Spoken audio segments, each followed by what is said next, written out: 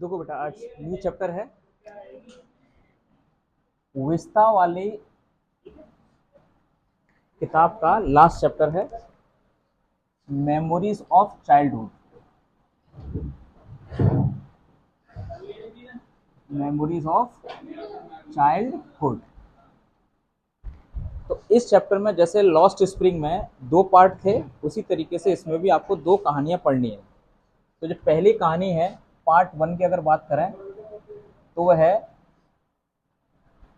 The cutting of my long hair. ठीक है, तो क्या होता है इस पूरी कहानी में समझेंगे। इसमें एक बच्ची अपने बचपन में जो घटना घटती है उसको शेयर कर रही है बड़ी होकर। अब ये राइटर बन गई है ना, तो लिख रही है इस चैप्टर को, और इस चैप्टर का राइटर है वो है जिटकाला सा। राइटर कौन है बेटा? जिटकाला सा।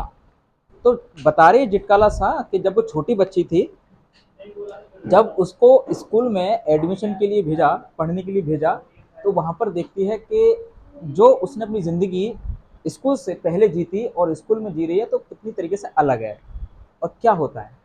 सबसे पहले स्कूल को डिस्क्राइब कर रहे हैं कि स्कूल में जब जाती है, स्कूल में जाते ही सबसे पहले देखती है कि थोड़ी देर बच्चे खेलते हैं, खेलने के बाद फिर घंटी बजती है।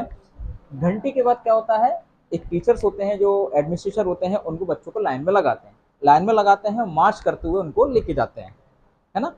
पहले जैसे कि घंटी बजी, घंटी बजने के बाद बच्चे क्या कर रहे हैं, पहले पैरों को रब करते हुए चल रहे हैं। जैसे कि वहां पर अमेरिका में ये घटना घटी है, एक्चुअली अमेरिकन नेटिव गर्ल है, ठीक है ना, अमेरिकन नेटिव गर्ल। एक्चुअली इनके पेरेंट्स इंडियन थे लेकिन इसका जन्म हुआ है अमेरिका में, तो अमेरिका के स्कूल में इसका पढ़ाई चल रहा है। तो बता रही हैं जब वो घंटी बजती है, घंटी बजने के बाद जितने भी सारे स्टूडेंट हैं वो क्या करते हैं, अपने शूज को रबिंग करते हुए, रगड़ते हुए चल रहे हैं और आपस में क्या करें, मरमर कर रहे हैं, मतलब कुछ बड़बड़ा रहे हैं, आपस में बात कर रहे हैं। ठीक है, घंटी बजने के बाद जब वो लाइन में लगते हुए जा रहे हैं तो टीचर चिल्लाती है, कभी तो साइलेंट होते हैं, बच्चे को देखा होगा आपने प्रेयर हॉल में, पहले घंटी बजती है, बात करते हुए आते हैं, शोर करते हुए आते हैं, भागते हुए आते हैं। तो वहां पे क्या कर रहे हैं, घंटी बजी है, घंटी बजने के बाद बच्चे लाइन में मार्च करते हुए आगे बढ़ रहे हैं। आगे बढ़ने के बाद फिर क्या होता है, वो देखती है कि जैसे हम घर में स्वतंत्र होते हैं, स्कूल में हम बंदरों में बनते हैं, इनको हम बोलते हैं डिसिप्लिन, नियम बोलते हैं। तो सब लोग क्या कर रहे हैं, फ्रीडम के लिए सब स्ट्रगल कर रहे हैं, सब लोग ओपन तरीके से वहां नहीं रह पा रहे हैं। वो आगे डिस्क्राइब करती है कैसे लोग स्ट्रगल कर रहे हैं फ्रीडम की तरह। तो वो देखती है कि एक लेडीज है, एक वीमेन है, जो क्या कर रही है, बच्चों को लाइन में लगा रही हैं और मार्च कराते हुए उनको बच्चों को लेके जा रही हैं। ठीक है, उसके बाद क्या होता है, जब तीसरी घंटी बजती है, यानी देखो पहली घंटी लाइन के लिए, दूसरी घंटी प्रेजेंट होने के लिए, जैसे थर्ड बेल बजती है, तीसरी घंटी बजती है, तो तीसरी घंटी बजने के बाद क्या होता है, सब लोग डाइनिंग रूम में पहुंच जाते हैं, खाने वाले रूम में पहुंच जाते हैं। ठीक है, जो राउंड टेबल होती है बड़ी सी, वहां बच्चे लाइन लगा के खड़े हो जाते हैं। तो देखते हैं कि सब लोगों ने कैसे शूज पहन रखे हैं, ड्रेस कैसी पहन रखी है, उन्होंने टाइट ड्रेस पहन रखी है बच्चों ने, ठीक है, जितने भी स्टूडेंट उनके साथ वाले, और शूज कैसे पहन, टाइट शूज हैं, और ड्रेस भी उन्होंने बिल्कुल चिपकी हुई ड्रेस पहनी हुई टाइट, जिसको देख करके उसको अनकंफर्टेबल लग रहा है। और इतना ही नहीं, जो सीनियर स्टूडेंट है, जो तीन जो बड़े लड़के हैं जो दूसरे दरवाजे से एंटर हो रहे हैं, उन्होंने भले ही लूज कपड़े पहने हुए लेकिन फिर भी वो अनकंफर्टेबल है, फिर भी वो कैसे हैं, अनकंफर्टेबल है, फिर भी उनको अच्छा नहीं लग रहा उन बच्चों को। फिर होता क्या है कि जब वो स्कूल में आई है जेट कलासा, तो उस दिन उसने मुकेजिन पहने हुए हैं। मुकेजिन का मतलब जैसे कि बेली टाइप की जूती होती है, गुदगुदी टाइप की बेली, तो वो उसने पहनी हुई है, और उसने ब्लैंकेट ओढ़ा हुआ है। जब वो पहली बार आती है जिटकाला सा स्कूल में, तो उसने ब्लैंकेट ओढ़ा हुआ है, और उसने टाइट शूज की बजाय उसने मोकेजिन, ये शूज अलग टाइप के होते हैं, वो उसने पहने हुए हैं।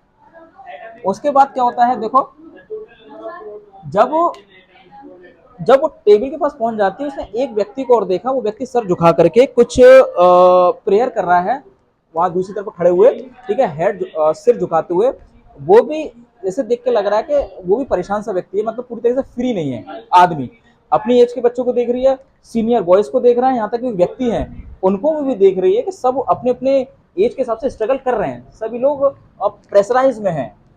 फिर वो बता रही है कि एक जो लेडीज है, पेल वीमेन पेल फेस वाली, वो लगातार उसे घूरे जा रही है, स्टार्टिंग से ही उसकी उस पर नजर बनाई हुई है, इस पे जिटकाला साहब पे। उसको अनकंफर्टेबल लग रहा है कि ये टीचर मुझे क्यों देख रही है, ये महिला मुझे क्यों घूर घूर के देख रही है। तो ये प्रश्न जिटकाला सा के मन में है। तो घंटी बजने के बाद जब वो खाना खाने लगते हैं, तो खाना खाने के बाद इसकी एक फ्रेंड है जुडेविन। जिटकला सा की फ्रेंड कौन है? जुडेविन, जिससे वो इंटरेक्शन करती है। तो जुडेविन जब जुडेविन को बताती है ऐसे ऐसे बात है कि मैंने शूज ऐसे पहने हुए, ब्लैंकेट उड़ा हुआ है, और जबकि और लोग के जो कपड़े हैं वो ड्रेसेस है। तो इनके अलावा लेकिन एक विमेन जो मुझे लगातार घूरे जा रही है, वो मेरी बात समझ में नहीं आ रही, ऐसा क्यों? तो जुडेविन बोलती है इसलिए वो तुम्हें घूर रही है क्योंकि तुम्हारे बाल कैसे हैं? तुम्हारे बाल लंबे हैं, सबके बाल शॉर्ट हैं, और सारे बच्चों के स्टूडेंट के बाल छोटे हैं, लेकिन तुम्हारे बाल लंबे हैं। बाल लंबे होने की वजह से क्या होगा? आज तुम्हारे बाल काटे जाएंगे। इसलिए वो लेडीज तुम्हें देख रही, क्योंकि शूज तुमने अलग पहने हुए हैं, ब्लैंकेट तुमने ओढ़ा हुआ है, इतना ही नहीं और तुम्हारे बाल भी लंबे हैं, इसलिए आज तुमको टारगेट डिसाइड किया जा रहा है। हाँ, ये समझ लीजिए, ठीक है। तो लंबे बाल हैं, और जब लंबे बालों को काटने की बात कर रही है तो जुडेविन को बता रही है तो ऐसे कैसे हो सकता है, लेकिन हमारे यहाँ तो प्रथा अलग है, क्योंकि अगर हमने छोटे बाल कर लिए, हमने अपने बाल छोटे कर लिए, तो छोटे बाल का मतलब होता है कि भाई अनस्किल्ड वॉरियर। अनस्किल्ड वॉरियर का मतलब होता है एक ऐसा सैनिक जो बिल्कुल लड़ने लायक नहीं है, जिसके अंदर शक्ति नहीं बची है लड़ने की, ठीक है ना, आप गुणी मान लीजिए, ऐसा माना जाता है। दूसरी बात यह है, या फिर किसी के घर में जिसकी डेथ हो जाती है, उसके घर के परिवार के लोग छोटे बाल रखते हैं। हमारे यहाँ तो प्रथा ये है, तो यहाँ कैसे हो सकता है? मैं तो छोटे बाल नहीं कराने वाली, कुछ भी हो जाए मैं अपने बाल नहीं कटाऊंगी, क्योंकि हमारे यहाँ तो ये रीति रिवाज है। तो फिर भी वो समझाती है ऐसा नहीं है बहन, यहाँ तो मानना पड़ेगा, यहाँ स्कूल के हिसाब से चलना पड़ेगा, और तुम कुछ भी करते रहो, यहाँ के स्कूल के लोग बहुत खतरनाक लोग पकड़ के लाएंगे। हाँ, बता रही कि हमारे यहाँ छोटे बाल नहीं रखते हैं, ठीक है, बाल काट देते हैं। और जब सैनिक को दूसरे सेना के लोग पकड़ लेते हैं, वो उसके बाल काट देते हैं, क्योंकि वो नपुंसक टाइप का व्यक्ति मानते हैं, मतलब उसके अंदर स्किल नहीं है लड़ने की। वो ये बता रही है छोटे बाल का संकेत ये है हमारे यहाँ, ठीक है। मैं तो नहीं कराने वाली, वो झटकला सा कह रही है जुडेबिन को। बोला कि तुम्हारे कहने से कुछ नहीं होता बहन, कुछ भी होगा तुम्हें ले जाएंगे, पकड़ के ले जाएंगे, घसीट के ले जाएंगे, बाद तुम्हारे बाल कटेंगे, ये ध्यान रखना। और फिर वो क्या करती है, वो फटाफट से भाग जाती है, उस जगह को छोड़ करके भाग जाती है, डिसअपियर हो जाती है, गायब हो जाती है, और भाग करके कहाँ चली जाती है? अपने रूम में चली जाती है, अपने कमरे में छुप जाती है। उसके कमरे में 3 बेड होते हैं, और बेड के अलावा डार्क ग्रीन टाइप के कर्टन लगे हुए हैं, और सबसे लास्ट वाले बेड के नीचे वो घुस जाती है, जिससे कि मैं दिखूं ना। और वो लोग भी इससे पीछे भाग रहे पकड़ने की, वो लड़की कहाँ है, ठीक है, आज उसके बाल काटने हैं। स्कूल में भी होता है ना, नेल किसके बड़े हैं, चोटी किसकी एक है, किसने रिबन बांधा हुआ है, ऐसे ही चल रहा है, ठीक है। तो वो उस लड़की को पकड़ने के लिए भागे, देख रहे हैं कि वो कहाँ है, पर्दे के पीछे देख रहे हैं, ठीक है, टेबल के पीछे देख रहे हैं, रेक के पीछे देख रहे हैं, तो वो नहीं मिल रही है।